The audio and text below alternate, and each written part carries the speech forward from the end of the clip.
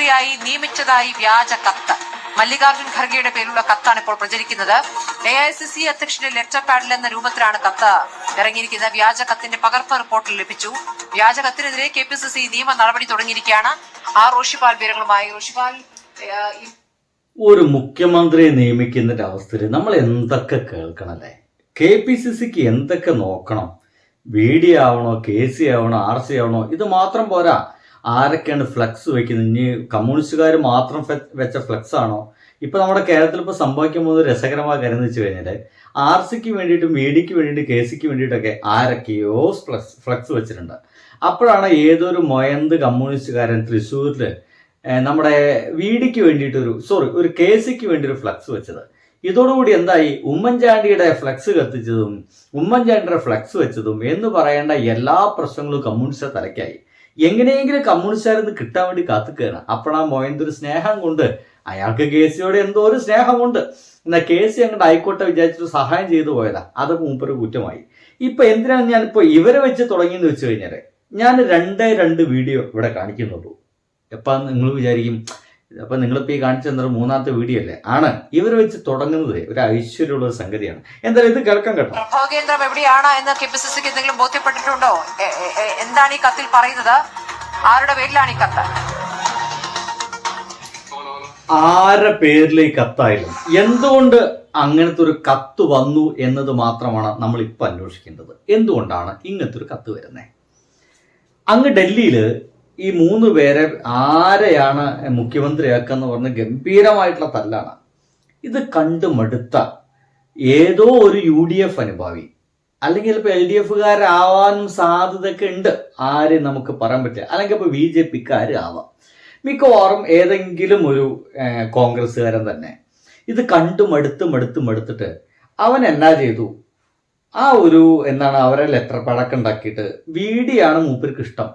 VDയുടെ പേരിൽ VDനെ മുഖ്യമന്ത്രി ആക്കിയിരിക്കുന്നു, ഒപ്പ് എന്നിട്ട് ഗാർഗയുടെ ഒപ്പൊക്കെ ഇട്ടിട്ട് ഒരു സാധനം പബ്ലിഷ് ചെയ്തു. സംഗതി ഇപ്പൊ കൊടൂര വയലാണ്. ഈ വയറിൽ അവിടെ കിടക്കുന്ന സമയത്തിനെ നമ്മൾ വേറെ ചില കാര്യങ്ങൾ കൂടി നമ്മൾ നോക്കണം. അത് ഒന്ന് ഇതാണ്. KC വേണുഗോപാൽ എവിടെയാണോ മത്സരിക്കണേ, ചങ്ങായിമാരെ 10 കൊല്ലം, 1-2 10 കൊല്ലം കേരളം മുട്ടിപ്പായി പ്രാർത്ഥിച്ചത് ഒരാൾ പോകാൻ വേണ്ടിട്ട്, പിണറായി വിജയൻ. 6 ദിവസം ഇതേ കേരളം UDF ആണ് ഞാനടക്കം പ്രാർത്ഥിക്കുന്നത്. ആ പിണറായി വിജയൻ ഞങ്ങൾ എവിടുന്നെങ്കിലും ഒന്ന് കൊണ്ടുവരും. ഈ ജാതി നന്ദികെട്ട നെറികെട്ട വർഗം അത് കോൺഗ്രസ്സുകാരാണ്. അതായത് എന്റെ സുഹൃത്തുക്കളെ, ഇത് ഇപ്പോഴേ പറഞ്ഞുതരാം. ഇതൊരു കോൺഗ്രസ് അനുഭാവി ടീമാണ്. ഈ പയ്യന്മാര് മുഴുവൻ ഇവരെല്ലാവരും കൂടിയിട്ട് കോൺഗ്രസിന് വേണ്ടിയിട്ട് പാർട്ടി പ്രവർത്തനത്തിന് വേണ്ടി ഇറങ്ങിയ ആളുകളാണ്. ഇതാ പറഞ്ഞേ, കോൺഗ്രസ്സുകാർക്ക് തന്നെ മടുത്തു ഈ തല്ല് കണ്ടിട്ടേ. കോൺഗ്രസ്സുകാർ ഇപ്പൊ ചൂളിപ്പോവാണ്. ഇറങ്ങിക്കഴിഞ്ഞാൽ പണ്ടൊക്കെ ചോദ്യം കേട്ടിരുന്നത്, ഈ കോൺഗ്രസ്സുകാർ പുറത്തേക്ക് ഇറങ്ങുമ്പോൾ ആദ്യം കേട്ടുന്ന ചോദ്യം എന്തായിരുന്നു? വയനാട് വീടെന്തായി എന്നുള്ളതാണ്. അത് വീണ്ടും നമ്മൾ ചോദിച്ചുകൊണ്ടിരിക്കും കേട്ടോ. വയനാട് വീടെന്തായി എന്നാണ് എല്ലാവരും ചോദിക്കുക. ഇപ്പൊ അതൊക്കെ കഴിഞ്ഞുന്നേ. ഇപ്പൊ എല്ലാവരും ചോദിക്കുന്നത് മുഖ്യമന്ത്രി തെരഞ്ഞെടുത്ത ആരാണ് മുഖ്യമന്ത്രി? ഈ ചോദ്യം കേട്ടിട്ട് ചൂളിപ്പോവുകയാണ്. ഈ ചൂളിപ്പോകുന്നതിനൊപ്പം തന്നെ ഒരു യാഥാർത്ഥ്യമുള്ള സംഭവം കൂടി നിങ്ങൾ കാണണം, കേൾക്കണം. പിണറായി വിജയൻ ഇറങ്ങുന്ന സമയത്ത് 2 മാസത്തെ പെൻഷൻ കൊടുത്തിട്ടാണ് ഇറങ്ങിയത്. ആ 2 മാസത്തെ പെൻഷൻ ഡേറ്റ് ഒക്കെ ഇപ്പൊ കഴിഞ്ഞു. ഇനി വേണമെങ്കിൽ പറയാം, കഴിഞ്ഞ മാസത്തെയും ഈ മാസത്തെയും ഏപ്രിൽ മെയ് മാസത്തെ പെൻഷൻ ഇപ്പോൾ ഈ ജനങ്ങൾക്ക് കിട്ടാനുണ്ട്. 3000 രൂപ വെച്ച് പെൻഷൻ കിട്ടുമെന്നാ പറഞ്ഞ്. ഇവർ അധികാരത്തിൽ കയറിയിട്ട് വേണം ആദ്യമായിട്ട് ആ ഫയലിലൊക്കെ ഒപ്പിട്ടിട്ട് 3000 വെച്ച് കൊടുത്തു തുടങ്ങാൻ. അല്ലെങ്കിൽ സംഗതി മൊത്തം കൊളാവും. ഇത് മാത്രം പ്രതീക്ഷിച്ചിരിക്കുന്ന ഒരുപാട് ജനങ്ങൾ നമ്മുടെ നാട്ടിലുണ്ട്. എന്താ ഇത് കേൾക്കാം. ഇപ്പൊ നമ്മളെല്ലാരും ഇപ്പൊ എന്റെ ചുറ്റും ലീഗരുണ്ട്, ബാക്കിലുള്ളവരെ ലീഗരെ ഞങ്ങൾ ഒരുമിച്ച് ചാടി കളിച്ചോരാ. നമ്മൾ ആലോചിക്കേണ്ട ഒരു സംഭവം, വർഗവഞ്ചകർ എന്നുള്ളൊരു വാക്ക് CPM ഉപയോഗിക്കുന്നുണ്ട്. ആ വാക്ക് ഞങ്ങൾ കടമെടുക്കാണ്. ആരായാലും നമുക്കൊന്നേ പറയാനുള്ളൂ, VD സതീശൻ മുഖ്യമന്ത്രി. ബാക്കിയുള്ളവർ ആരും നൂല് കെട്ടിട്ട് ഇറക്കണ്ട. ഇനി എന്റെ ഒരു വാക്കും കൂടി, ഞാനൊരു ക്രിക്കറ്റ് കോണ്ടന്റ് ക്രിയേറ്ററാ. ഞാൻ എന്റെ ക്യാമറ എന്റെ പയ്യന്മാരും കൊണ്ട്, അയാളെ പേരെന്തായിരുന്നു? VD സതീശനാ.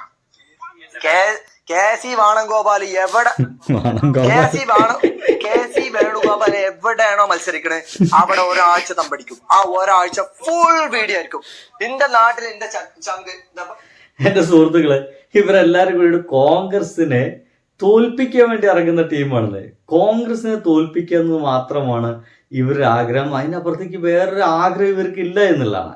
ഇനി വേറൊരു ടീമിന്റെ വീഡിയോ കൂടി ഞാൻ കിട്ടും. ഇത് പോട്ടെ, അത് വിഷത്തിന്റെ വീഡിയോ ആണ്.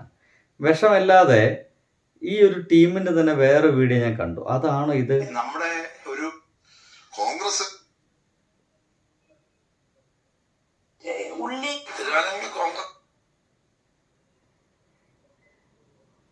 ആ വീടിക്ക് എന്ത് യോഗ്യത ഉള്ളത്? ഇതിന്റെ മുന്നേ ഒരു മന്ത്രി പോലും ആയിട്ടില്ല. വീടിനേക്കാൾ യോഗ്യത ആർസിക്ക് തന്നെയാണ്. യോഗ്യത അതെ കേസിക്കും ആർസിക്കും. കേരളത്തിൽ ഇതുവരെ നമ്മുടെ വിജയുടെ ഡയലോഗ് തോറ്റു പണ്ടാറടക്കും.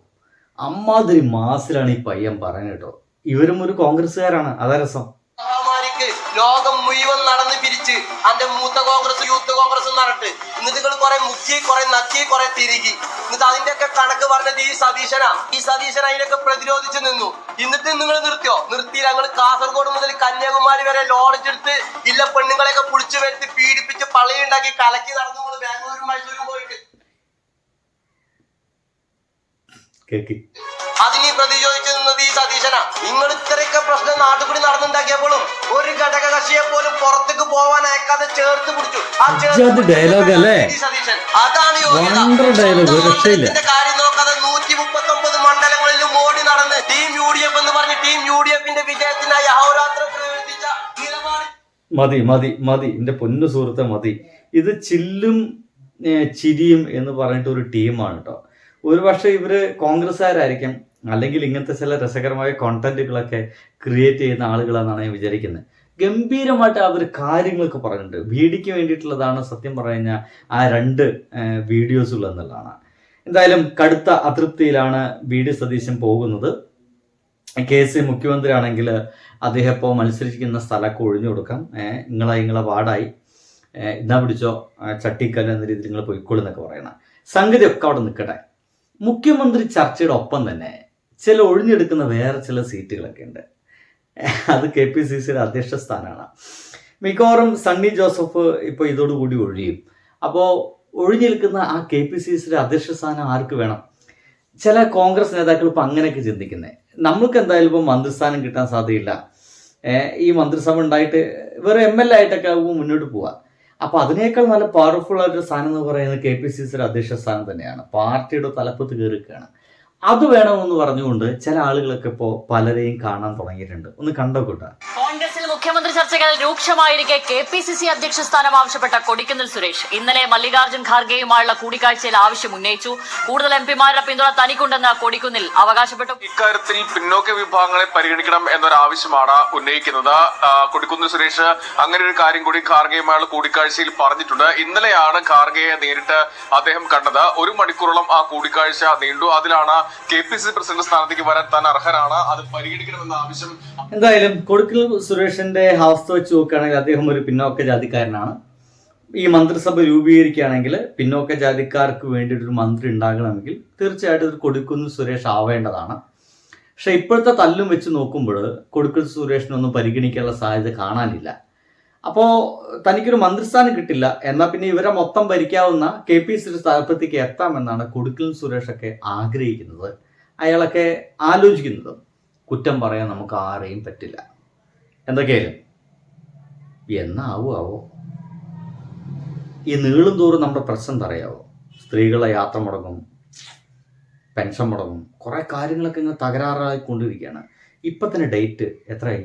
11-ാം തീയതിയായി. എവിടേക്കാണ്?